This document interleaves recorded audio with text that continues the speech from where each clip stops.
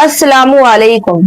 आज मैं आपको हमारे नबी आका रसूलुल्लाह सल्लल्लाहु ताला अलैहि वसल्लम की रहमत की और सब्र की और बरकत का एक ऐसा वाकया बताऊंगी, जानकर यकीनन आपका भी ईमान ताजा हो जाएगा। वो वाकया जो बूढ़ी औरत हमारे नबी पर रोजाना कूड़ा फेंकती, लेकिन हमारे नबी ने कभी उससे उफ तक नहीं की, कभी कोई गिला नहीं किया, कभी कोई गुस्सा नहीं किया, बस सब्र करते और उसके लिए दुआ करते। चलिए जान लेते हैं ये वाकया क्या है। 1450 साल पहले जब हमारे आका रसूलुल्लाह सल्लल्लाहु ताला अलैहि वसल्लम मक्का की गलियों से गुजरा करते थे, जब आपने अपनी नबूवत का ऐलान किया और ये फरमाया कि अल्लाह के सिवा कोई इबादत के लायक नहीं, तो लोगों के दिलों में बगावत पैदा होने लगी कि ये किस तरह का दीन फैला रहा है। उस टाइम में लोग बुत परस्त में डटे हुए थे। उस टाइम हमारे नबी को जादूगर, चोर, न जाने नाउजुबिल्लाह कैसे कैसे वर्ड यूज किए जाते थे। जब हमारे नबी मक्का की गलियों से गुजरते तो बूढ़ी औरत रोजाना आप पर कूड़ा फेंका करती थी। आप वहां से चुपचाप चले जाया करते, अपने कपड़े झाड़ते, सब्र करते और उसके लिए दुआ करते और धीरे से कहते, ए अल्लाह इस औरत को हिदायत देना। आप जब भी उस गली से गुजरते तो वो औरत आप पर हर बार कूड़ा फेंका करती थी। जब हमारे नबी उस गली से दोबारा गुजरे तो उस औरत ने आप पर कूड़ा नहीं फेंका। आपने उसकी छत की तरफ देखा तो वो बूढ़ी औरत छत पर नहीं थी। आप बड़े परेशान हुए कि इस औरत को आज क्या हो गया है, क्या आज ये कूड़ा नहीं फेंकेगी।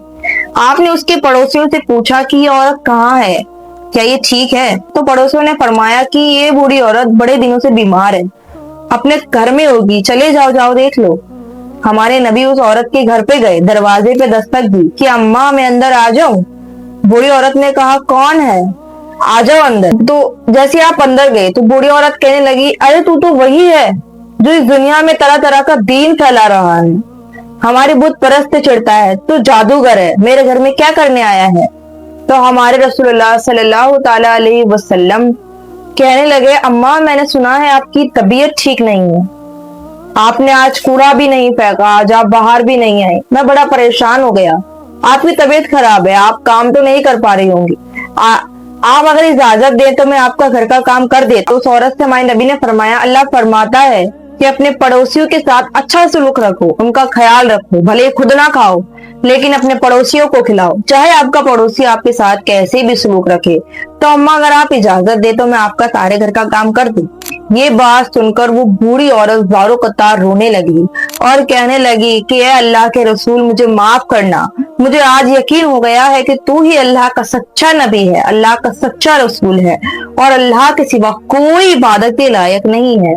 बेशक अल्लाह ही माबूद है और इसके सिवा कोई इबादत के लायक नहीं है। अब कहने लगी, बेटा तू मुझे कलमा पढ़ के मुसलमान नहीं करेगा। हमारे नबी ने उस औरत को कलमा पढ़ाया और अल्लाह के हुक्म से वो औरत कलमा पढ़कर मुसलमान हो गई।